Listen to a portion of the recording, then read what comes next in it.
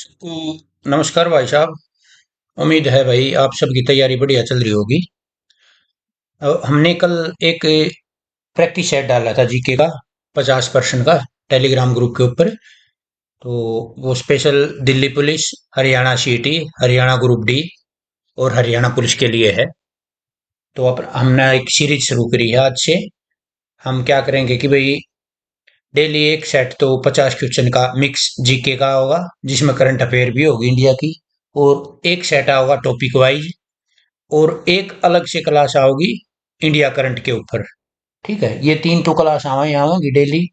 और हरियाणा जीके के जो एक सीरीज और चलावांगे, जो स्टेटमेंट बेस्ड हैं, टॉपिक वाइज क्वेश्चन। क्योंकि हम उस स्टेटमेंट वाले क्वेश्चन इस प्रकार बना देंगे कि आपको थ्योरी पढ़ने की जरूरत नहीं पड़ेगी। पहले भी तीन चार पीडीएफ डाल रखे हैं। अपना टेलीग्राम ग्रुप है एचएससी गुरुकुल, तो उसके ऊपर डाल रखे हैं ये। तो आज अपनी ये प्राचीन भारतीय इतिहास की ये पहला चैप्टर है। सेट एक है, इसमें 50% ले रखे हैं। तो मैंने डिटेल में इस प्रकार ले रखे हैं कि आपने थ्योरी पढ़ने की जरूरत है नहीं। आप इसको देखोगे तकरीबन सारे आपके प्रश्न क्लियर हो जाएंगे। ठीक है। बहुत टाइम लगता है भाई मटेरियल तैयार करने में, टाइप करने में, सेट बनाने में। ठीक है, देखना ना देखना, पढ़ना ना पढ़ना आपकी मर्जी है, कोई दाव नहीं है। तो अब शुरू करते हैं अपनी क्लास। ठीक है। तो प्रश्न नंबर एक है, ऋग्वेद सबसे प्राचीन वेद है, निम्नलिखित कथनों पर विचार कीजिए। ऋग्वेद सबसे प्राचीन वेद है जिसमें 10 मंडल और 1023 सूक्त हैं। नंबर दो, ऋग्वेद को पढ़ने वाले ऋषि को होर्त कहा जाता है। और ऋग्वेद में के ऋग्वेद में 9वें मंडल में देवता सोम का उल्लेख है। और ऋग्वेद के 10वें मंडल में चतुवर्ण व्यवस्था का उल्लेख है। ठीक है, ये चार हैं, तो इसमें से सही कथन कौन सा है? तो ये चारों कथन ठीक है। ठीक है, ऋग्वेद सबसे प्राचीन वेद है, इसमें 10 मंडल और 1023 सूक्त हैं। इसको देखो, ये प्रश्न बहुत इंपॉर्टेंट है कि भाई चारों वेदों के बारे में बताऊंगा मैं। ऋग्वेद को पढ़ने वाले ऋषि को होर्त कहते हैं। ठीक है। और 9वें मंडल में ये प्रश्न ये आता है कि भाई किस मंडल में देवता सोम का उल्लेख है? 9वें मंडल में है। ठीक है, ये दो प्रश्न तो आप इसमें कर लेना। ठीक है, तो इसका आंसर होगा डी, एक दो तीन। ठीक है, इसके बारे में एक बार देख लेते हैं। मैंने डिटेल दे रखी, जिस प्रश्न की देने लायक है बढ़िया ही। वेद भारत के प्राचीन ग्रंथ हैं जिसकी रचना महर्षि कृष्ण देवप्पन वेद व्यास ने की थी। ठीक है, ये प्रश्न आता है कि वेद की रचना किसने की थी? महर्षि कृष्ण देवप्पन ने। ठीक है, और इसकी संख्या चार है। ऋग्वेद, यजुर्वेद, सामवेद और अथर्ववेद। ये यजुर्वेद है। ठीक है, ठीक कर दूं हम पीडीएफ में। ऋग्वेद का पहला वर्ण एवं 10वां मंडल अंत में जोड़ा गया था। ठीक है। ऋग्वेद के तीसरे मंडल में सूर्य देवता सावित्र को समर्पित प्रसिद्ध गायत्री मंत्र है। ये प्रश्न आता है। ठीक है। और ऋग्वेद में कुल ऋचाएं 10,580 है। और इंद्र के लिए ऋचाएं 250 और अग्नि के लिए 200 है। यूनेस्को द्वारा ऋग्वेद की 30 पांडुलिपियों को यूनेस्को मेमोरी ऑफ रजिस्टर में शामिल किया गया। ठीक है, मोटे मोटे कुछ फैक्ट रहते हैं, सीधे आते हैं एग्जाम के अंदर। इस टॉपिक से मैंने एक भी प्रश्न नहीं छोड़ा है, मतलब जितना हो सकता है उतना डिटेल से लिया है। प्रश्न नंबर दो में चलते हैं। यज्ञ विधियों का संकलन किस वेद की विशेषता है? ठीक है, तो यह है यजुर्वेद की। ठीक। निम्नलिखित में से कौन कौन से कथन सही हैं? ठीक है, यजुर्वेद की दो शाखाएं हैं, शुक्ल यजुर्वेद और कृष्ण यजुर्वेद। शुक्ल यजुर्वेद को वाजसनेयी संहिता कहते हैं, और कृष्ण यजुर्वेद को तैत्तिरीय संहिता कहते हैं। ठीक है। नंबर चार, यजुर्वेद में मंत्रों का उच्चारण करने वाले पुरोहित को अधर्वयु कहते हैं। ठीक है, इसमें तो अधर्वयु कहते हैं, और इसमें क्या बोलते थे? होर्थ। ठीक है, किसी का भी पूछ सकते हैं। शुक्ल यजुर्वेद केवल पद में है, जबकि कृष्ण यजुर्वेद गद और पद दोनों में है। ठीक है, प्रश्न ये आता है कि यजुर्वेद का कौन सा वेद गद और पद दोनों में है? ठीक है, तो ये कृष्ण वेद है। ठीक है, तो इसके पांचों ऑप्शन सही है। ठीक है, ये इसी प्रकार मैंने बना रखे थे कि इससे यजुर्वेद से संबंधित सारे जितनी भी बातें हैं सारी क्लियर हो जाएंगी इस पर। ठीक है, नीचे एक थोड़ा आगे रह गया था, ये मैंने मेंशन कर दिया। यजुर्वेद यज्ञों के नियमों या विधान मिलने के कारण इसे कर्मकांडीय वेद भी कहा जाता है। ठीक है, आ जाता है कि किसका दूसरा नाम कर्मकांडीय वेद है? यजुर्वेद का है। ठीक है, प्रश्न नंबर चार चलते हैं। सामवेद को उत्तरगान क्यों कहा जाता है? क्योंकि इसमें मंत्र गाकर गाए जाते हैं। ठीक है, प्रश्न आंसर ऑप्शन नंबर 2 ठीक है इसका। सामवेद के बारे में अभी देख लेते हैं, हमने सारे वेद के बारे में लिख रखा है इसमें। सामवेद का अर्थ गान होता है। सामवेद मुख्य यज्ञों के अवसर पर गाए जाने वाले मंत्रों का संग्रह है। ठीक है, तो एक प्रश्न ये आता अभी, कौन सा ऐसा वेद है जो संगीत से संबंधित है, तो ये सामवेद है। सामवेद से ही भारतीय संगीत की उत्पत्ति मानी जाती है। इस ग्रंथ में कुल 1875 ऋचाएं हैं, जिसमें मूल रूप से 99 ऋचाएं ही सामवेद की हैं। ठीक है, शेष ऋग्वेद से ली गई ऋचाएं हैं। सामवेद में मंत्रों का उच्चारण करने वाला उद्गाता कहलाता है। देखो, इसमें मंत्रों का उच्चारण करने वाला कौन कहलाता है? सामवेद में उद्गाता। श्याम उद्गाता, श्याम टिक बनानी पड़ेगी। सामवेद में उद्गाता, ठीक है। और यजुर्वेद में ये अदरव्यू, और इसमें होर्थ। ठीक है, ये रहा तीनों। ठीक, याद कर लेना। अभी अगला देख लेते हैं, 5वां प्रश्न।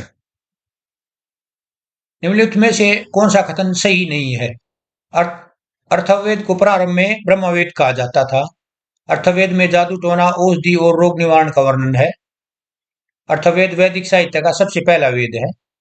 और अर्थवेद को चारों वेदों में अंतिम रूप में जोड़ा गया, तो अंतिम रूप से जोड़ा गया, तो ये है, ये सबसे पहला तो ऋग्वेद है, तो ये है आंसर नंबर 3। ये गलत है इसमें।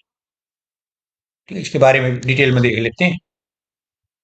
तीनों वेदों के अंत में इसकी रचना अथर्व तथा अंगिरिस ऋषि द्वारा की गई है, इसलिए इसे अथर्वगिरिस वेद भी कहा जाता है। इसमें ब्रह्म ज्ञान, धर्म, औषधि प्रयोग, रोग निवारण, जादू टोना, तंत्र मंत्र आदि अनेक विषयों का वर्णन है। अथर्ववेद में मंत्रों का उच्चारण करने वाले पुरोहित को ब्रह्मा कहते हैं। ठीक है, अपन चारों हम देख लिया है कौन से के कहे। ठीक है, चौथा ये रह गया था। चारों वेदों को मिलाकर वेद संहिता कहा जाता है। जो ये प्रश्न आता है कि चारों वेदों को मिलाकर क्या कहा जाता है, वेद संहिता क्या? ठीक है, चारों वेद हो गए हैं अभी। वेद से एक भी प्रश्न मेरे हिसाब से यहाँ छूटेगा नहीं। ठीक है, अभी छठा देख लेना प्रश्न। ऐत्रेय ब्राह्मण और कौशितकी किस वेद से संबंधित है? ये ग्रंथ है, तो ये ऋग्वेद से संबंधित है। ठीक है, ऐत्रेय ब्राह्मण और कौशितकी ग्रंथ किस वेद से संबंधित है? ऋग्वेद से। अभी कौन सा ग्रंथ किस वेद से संबंधित है, मैंने टेबल बना रखी है। ठीक है, ये तो वेद है सारे, और ये इनसे संबंधित ग्रंथ है, और इनसे संबंधित उपनिषद है। ठीक है, आपने पढ़े भी होंगे, इसमें देखा था पहले। तो ऋग्वेद वेद के अंदर ये तो ऐत्रेय और कौशितकी, ये दो ग्रंथ आते हैं, और उपनिषद उपनिषद भी ये दो आते हैं, ऐत्रेय कौशितकी। ठीक है, ये ग्रंथ है, ये आसान हो जाएगा आपके लिए। यजुर्वेद में सतपथ और तैत्रीय ये ग्रंथ है। ठीक है, और इसमें संबंधित उपनिषद कौन से हैं? कठोपनिषद, ईशोपनिषद, बृहदारण्यक है, और ये तो मैत्रेयणी, ये तो सविता सतोपनिषद। ये तो कुछ नहीं, मैंने आप कठोपनिषद कर लेना इसमें से, और ये मैत्रेयाणी कर लेना। दो, ये दो इंपोर्टेंट है, ये आए हैं अब तक पेपर में देखे हैं हमने। ठीक है, ये पूछ लेंगे ये उपनिषद कौन से वेद के हैं? यजुर्वेद के हैं। ठीक है, अभी सामवेद में देख लेना। सामवेद के दो ग्रंथ है, ब्राह्मण पंचविश और षड्विश। ठीक है, ये इंपोर्टेंट है, ये आते हैं। और इनके उपनिषद कौन से हैं? छांदोग्य और जैमिनी है, ये दोनों इंपोर्टेंट है, ये भी आते हैं। ठीक है, तो ये करने पड़ेंगे, क्योंकि मैंने सही डिटेल में ले रखी है। इनसे बाहर कोई प्रश्न नहीं जाएगा हिस्ट्री में, मैं गारंटी लेता हूँ। और अथर्ववेद में इसका जो ब्राह्मण ग्रंथ है गोपद। ठीक है, और इसके उपनिषद है मुंडोपनिषद और मांडुक्योपनिषद और प्रश्नोपनिषद, ये दोनों को छोड़ देना, आप इसको कर देना मुंडोपनिषद। ठीक है, ये पूछ लेता भाई किसका, कुछ किस वेद का उपनिषद है? अर्थवेद का है। ठीक है, अगला क्वेश्चन। पंचविंश और ब्राह्मण ग्रंथ और षड्विश ग्रंथ किस वेद से संबंधित है? तो आपने ये देख पढ़ा था, पंचविंश और षड्विश ये सामवेद से संबंधित है। ठीक है, शतपथ ब्राह्मण ग्रंथ किस वेद से संबंधित है? आपने देखा था ये शतपथ, ये यजुर्वेद से संबंधित है। ठीक है, एक बार इस टेबल को अच्छे से कर लेना। गोपत ब्राह्मण ग्रंथ किस वेद से संबंधित है? तो गोपत देख लो आप यहाँ पर, ये रहा अथर्ववेद से। ठीक है, अथर्ववेद ये आ गया। उपनिषद ग्रंथों के बारे में कौन सा कथन सही है? ईशोपनिषद शुक्ल यजुर्वेद से संबंधित है, और कठोपनिषद कृष्ण यजुर्वेद से संबंधित है जब डीप में जाते हैं, और मुंडोपनिषद अथर्ववेद से संबंधित है। तीनों का ऑप्शन अपने ठीक है। ठीक है, ये उपनिषदों के बारे में है। वेदांत की संख्या और विषय सही जोड़ी कौन सी है? तो वेदांत शिक्षा 6 वेद है भाई। शिक्षा, ज्योतिष, कल्प, व्याकरण, निरुक्त और छंद, 6 के 6 नाम रखे हो याद। ठीक है, वेदांग की संख्या कितनी है? 6। शिक्षा, ज्योतिष, कल्प, व्याकरण, निरुक्त और छंद। और इसमें क्या क्या होता है, किस वेद में क्या होता है वेदांग में, तो इसके बारे में डिटेल रखा कि वेदों की भली भांति समझने के लिए वेदांग की रचना की गई है। ठीक है, वेदों को भली भांति समझने के लिए वेदांग की रचना की गई है। ठीक है, तो जो शिक्षा है, जो वेदांग, इसमें उच्चारण विधि का प्रयोग हुआ है, और ज्योतिष में भाग्यफल, कल्प में कर्मकांड, व्याकरण में शब्द व्युत्पत्ति, निरुक्त में भाषा विज्ञान, और छंद में चतुर्थी श्लोक। ठीक है, ये आगे आप देखोगे तो पता चल जाएगा। निरुक्त वेदांग किससे संबंधित है? अपन पढ़ा था निरुक्त भाषा विज्ञान से, ये रहा। ठीक है, छंद विज्ञान किससे संबंधित है? तो ये कर्मकांड से। छंद क्या है? चतुर्थी श्लोक से। ठीक है, ये इसमें ऑप्शन में नहीं है, ये नीचे कर है आंसर, ये देख लेना। ठीक है, ठीक कर दूंगा मैंने। वैदिक साहित्य के बाद किस प्रकार का साहित्य विकसित हुआ? महाकाव्य आए थे। ठीक है, वैदिक साहित्य के बाद महाकाव्य साहित्य में कौन कौन से ग्रंथ आते हैं? तो रामायण और महाभारत। ठीक है, रामायण और महाभारत किस साहित्य के बाद रचित हुए? वैदिक साहित्य के बाद। आंसर 3 है इसका। ज्यादा टाइम नहीं लूंगा मैं, प्रश्न ज्यादा हो जाएंगे आपके कवर। ऋग्वेद को किस कारण से सबसे प्राचीन ग्रंथ माना जाता है? क्योंकि इसमें 10 मंडल व 1028 सूक्त शामिल है। ठीक है, सी आंसर, तीसरा आंसर है इसका। यजुर्वेद में किस प्रकार की सामग्री प्रमुख है? इसमें यज्ञ विधि और अनुसंधान। ठीक है, ये यजुर्वेद में याद करने पड़ेंगे आपको, ये प्रश्न आते हैं। सामवेद का मुख्य उपयोग किस कार्य के लिए होता है? तो आप सह से ट्रिक बना लें, सामवेद संगीत, सामवेद संगीत, पूजा और संगीत। ठीक है, श्याम संगीत। अथर्ववेद का अन्य नाम क्या है? अर्थवेद का अंदर उत्तर ब्रह्मवेद। ठीक है, इसका अन्य नाम क्या है? ब्रह्मवेद, अर्थवेद का अन्य नाम। शुक्ल शुक्ल यजुर्वेद को और किस नाम से जाना जाता है? तो ये वात्सनी संहिता। ठीक है, किस नाम से? वात्सनी संहिता, शुक्ल यजुर्वेद। और कृष्ण यजुर्वेद को ऐतरेय संहिता। ठीक है, तो ये डीप क्वेश्चन है बहुत। ये तैतरी, सॉरी, हाँ, तैतरी संहिता। ठीक है, तीसरा आंसर है इसका। ब्राह्मण ग्रंथ किस उद्देश्य से लिखे गए थे? जो भी ग्रंथ थे अपन पढ़े थे ब्राह्मण, ये यज्ञ विद्या की व्याख्या हेतु। ठीक है, आंसर एक ठीक है इसका। उपनिषदों का प्रमुख विषय क्या है? तो वेदांत दर्शन। ठीक है, क्या है? वेदांत दर्शन। शिक्षा वेदांत किस विषय से संबंधित है? तो अपन ऊपर पढ़ा था ये, उच्चारण विधि। ठीक है, व्याकरण वेदांत के प्रवर्तक कौन माने जाते हैं? तो व्याकरण के तो पाणिनि माने जाते हैं। ठीक है, ज्योतिष वेदांत का प्रमुख उद्देश्य क्या है?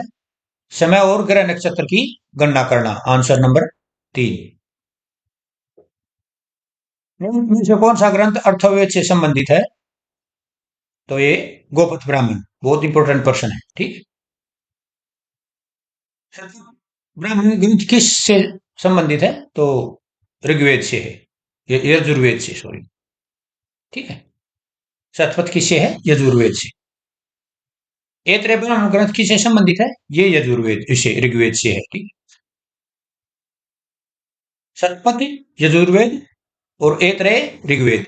ठीक है, पंचविश और षड्विश ब्राह्मण ग्रंथ किस वेद से संबंधित है? तो ये सामवेद से। उपनिषद उपनिषद किस वेद से संबंधित है?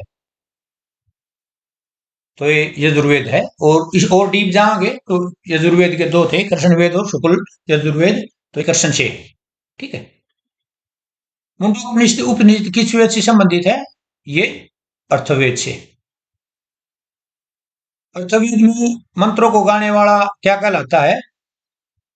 ब्रह्मा। ठीक है, अपन ऊपर भी पढ़ा था। सामवेद में मंत्रों को गाने वाला क्या कहलाता है? उद्गाता। वेदों के संकलनकर्ता कौन माने जाते हैं? महर्षि कृष्ण देवापन। ठीक है, ए आंसर। चारों वेदों को सामूहिक रूप से किस नाम से जाना जाता है? वेद संहिता। ठीक है, ऋग्वेद में किस मंडल में सोम देवता का उल्लेख है? 9वें मंडल में है। ठीक, बहुत पुराना प्रश्न है, बहुत बढ़िया प्रश्न है। आंसर ए, एक। ऋग्वेद में कौन सा मंडल सबसे अंत में जोड़ा गया? पहला और 10वां मंडल। ठीक है, सबसे अंत में जोड़ा गया। पुराण की कुल संख्या कितनी है? 18 है पुराण। ठीक है, वेदांग 6 है, वेद 4 है। पुराणों के आदि संकलनकर्ता किसे माना जाता है? तो ये लोमहर्ष और उसका पुत्र है उग्रसर्वा। इन दोनों को पुराणों का आदि संकलनकर्ता माना जाता है। ठीक है। पुराणों में सबसे प्राचीन व प्रमाणिक पुराण कौन सा है? तो सब पढ़ते आए हो, मत्स्य पुराण है। पुराणों की महत्ता वंशावलियों के कारण है। ठीक है, अब इसको ध्यान से करना। मत्स्य पुराण आ जाएगा कि सातवां हनुवंश है, यो इसका प्रतीक क्या है? मत्स्य पुराण है। और विष्णु पुराण है मौर्य वंश का। और वायु पुराण है गुप्त वंश का। ट्रिक बना लो तो वायु गुप्त होती है, दिखाई नहीं देती, तो गुप्त वंश का है। ठीक है। और विष्णु का ट्रिक बना लो भाई, मोर से इसको संबंधित कर लो। और सातवां सात मछली ऐसे कुछ करके इसकी ट्रिक बनानी पड़ेगी आपको, बना लोगे समझदार। तो मत्स्य पुराण सातवां, और विष्णु पुराण मौर्य, और विष्णु और मोर, और वायु वायु तो गुप्त है, दिखाई नहीं देती, गुप्त वंश से संबंधित। ठीक है। ये है वेदत्री। ठीक है, ये कट गया, करते हैं ठीक। वेदत्री बोलते हैं के नाम से प्रसिद्ध वेद कौन कौन से हैं? ठीक है। तो ये है ऋग्वेद, सामवेद और यजुर्वेद। इसको वेदत्री कहते हैं। ठीक है, तीन वेद हैं ये। ठीक है, वेदात्री के नाम से प्रसिद्ध है। ब्राह्मण ग्रंथों में सबसे प्राचीन ग्रंथ कौन सा है? तो गोप शतपथ ब्राह्मण है। ठीक है, जो अपन ऊपर पढ़े थे। किस देवता के लिए ऋग्वेद में पुरंदर शब्द का प्रयोग किया है? ठीक, ठीक बना, पुरंदर इंदर। ठीक है, ऐसे कर लेना, इसको याद कर लेना। पुरंदर इंदर। किस वैदिक ग्रंथ में वर्ण शब्द का सर्वप्रथम उल्लेख मिलता है? तो ये ऋग्वेद में मिलता है। ठीक है, वैदिक वर्ण शब्द का। उपनिषदों का प्रमुख विषय क्या है? दर्शन। ठीक है, क्या है? दर्शन है। शलसूत्र किस विषय से संबंधित है? तो ज्यामिति से संबंधित शलसूत्र। किससे है? ज्यामिति से। यजुर्वेद का मुख्य प्रयोजन क्या है? यज्ञ के मंत्र और क्रियाएं। यजुर्वेद किससे संबंधित? यज्ञ के मंत्र और क्रियाएं। ठीक है। ऋग्वेद में वरुण को किस रूप में वर्णित किया गया है? तो वरुण को ऋग्वेद में जल देवता के उसमें। ठीक है, 50% हो गए। और हमने जो पहला टॉपिक था, इसमें पुराण हो गए 18, 6 वेदांग हो गए, 4 वेद हो गए। तो इससे संबंधित हमने सारे प्रश्न ले लिए। ठीक है। और छोटी 17-18 मिनट की वीडियो है, अपनी देखो। एक वीडियो और घेर दूंगा थोड़ी देर में, जो 50 सीरीज अपन कल एक पीडीएफ डाला था ना, उससे संबंधित एक वीडियो आज आ जाएगी दूसरी, 50% की। इंडिया जी के इंडिया करंट, हरियाणा जी के हरियाणा करंट, और कुछ परसेंट कंप्यूटर। इनकी मैं गारंटी लूँ हूँ, एक भी नंबर नहीं कटने दूंगा। ठीक है, बड़ा ईमान की जरूरत है नहीं। बाकी बहुत बहुत धन्यवाद आप सबने।